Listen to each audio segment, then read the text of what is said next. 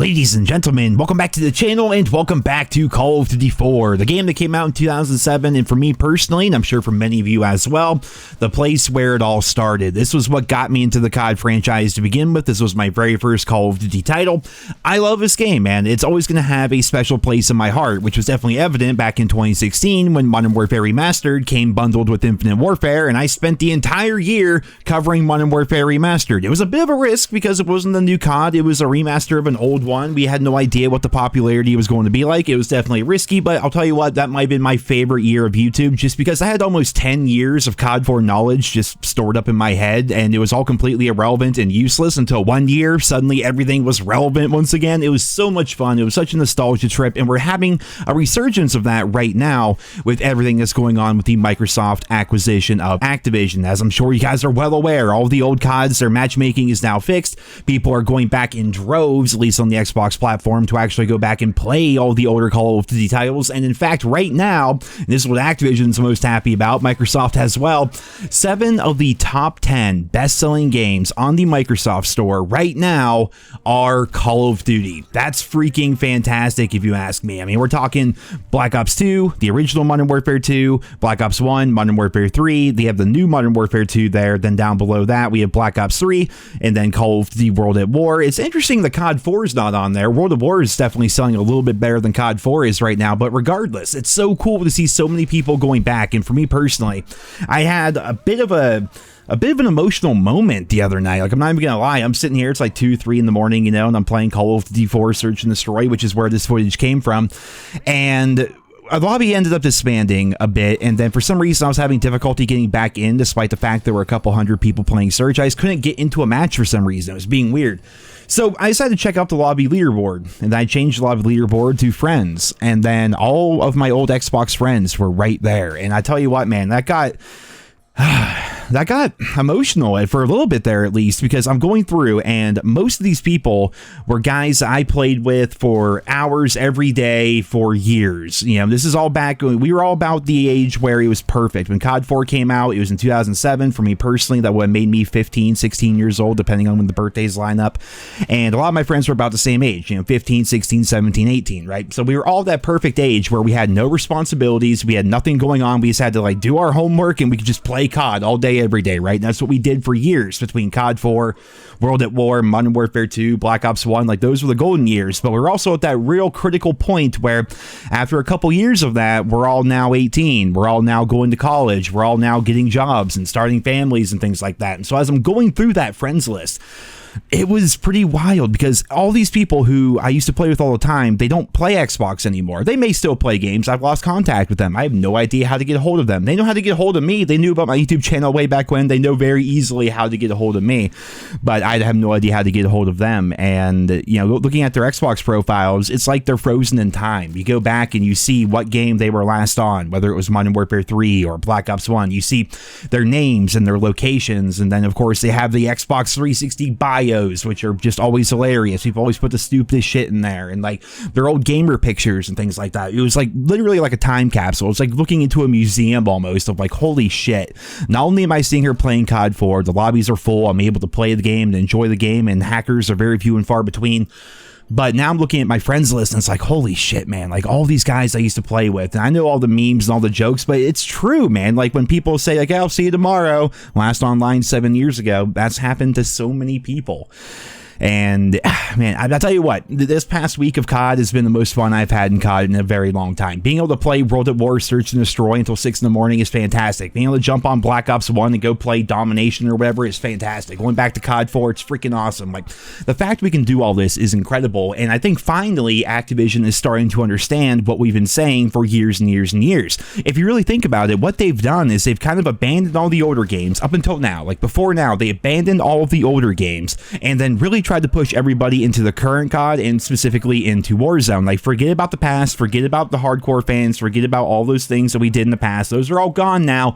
Play Modern Warfare 2, you know, play Call of Duty Vanguard, play Warzone. Like, they want you to focus on the current stuff. And Microsoft comes in and they're like, wait, you have this entire library of incredible games that people are begging to be able to play, and you're not capitalizing on that really whatsoever. And so now all the old games got fixed. Now all the old games are on sale. And then lo and behold, again, 7 of the top 10 best-selling games on Microsoft right now are COD. And we're talking about Black Ops 3, World at War, Black Ops 1, Black Ops 2, Modern Warfare 3. Like, all these old games are the best-selling titles right now. And there was always money to be made from this, right? There was always money on the table for Activision. But one reason or another, maybe like a cost-benefit analysis, maybe they thought to themselves, you know what, it's better if we force people to buy $30 bundles as compared to play our old games. But the thing about the old games is just make sure the servers are on and you're just making money. That's all it comes down to. You don't have to support these games. They're old. Everything is out. Everything is done. There's going to be no more balancing updates. There's going to be no more weapons added or maps or anything. Like, the games are finished. Like, you can just keep selling them and making money off of them. And I wonder if they would make even more money if they were to actually take this a little bit further. I've talked about this in the past as a way to kind of revitalize COD, but I want to pitch this idea to you guys and anyone watching this video yet again. All DLC should be included 100%, because you cannot tell me with a straight face that Activision is making literally any money on DLC 2 for Modern Warfare 2, or they're making any money for Map Pack 3 from Modern Warfare 3. There's no way in hell. Now, the Treyarch games, they may make a little bit of scratch off that. If people go back, especially right now, they're buying World at War, they may think, ah, shoot, I should probably buy the map packs as well so I can play the original Zombies maps. Zombies is a big thing, but especially when it comes to like Modern Warfare 2, Modern Warfare 3, Call of Duty Ghosts, like these games that I don't see people ever buying those map packs, right? And the map packs, the same problem we had back in the day is happening again right now, where it is dividing up the community. And while yes, we are in the middle of a resurgence, a revival of the older Call of Duty games, that same problem is presenting its ugly face yet again, where some people only have DLC 1 installed, some people have no DLC installed, some people have all of the DLC installed, and it's fragmenting the player base. In COD right now, I mean, games typically have anywhere from 1,000 to 10, 12,000 people on them, right? It's not that many people, so why fragment that small number of people that are going back right now? And again, you could like argue that either way, like that's a ton of people going back to play COD. It is, it's freaking awesome, but in the grand scheme of things, 5,000 people on one game is not a ton, especially when you're fragmenting that community based on what DLC they actually have installed. I feel like if they want to make a bunch of money off of this, what they should do is the older CODs, and some people are going to disagree on prices, like we can all like agree to disagree on this, but I would say for the older CODs, you know, COD 4, World at War, Modern Warfare 2, Black Ops 1, whatever, make those games like $20 a piece, but include every single DLC for all of those games.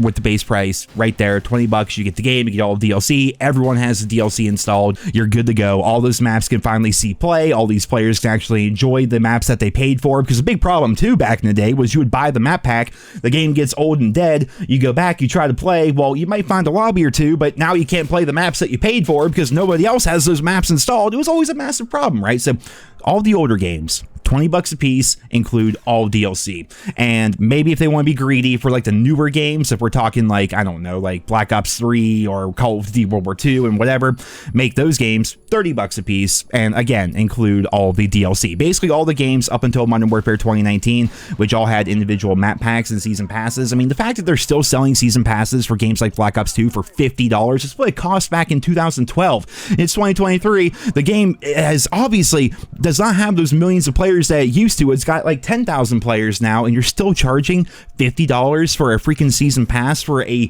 11-year-old game. It doesn't make any sense, right? So I feel like if they really want to take this a step further, they're already doing a great job reviving the older CODs. It's been so fun. It's been so incredible. But if they want to take it a step further, they can make a lot more money by increasing the price ever so slightly on these games, than including all the DLC for free. That's what they should do, in my opinion. I feel so as soon as word gets out that you can play all the old CODs, they're $20 $20 a piece, and they have all the DLC installed. And as soon as you boot up the game, you install all the DLC, you have everything ready to go for those old CODs, I think people would go back even more.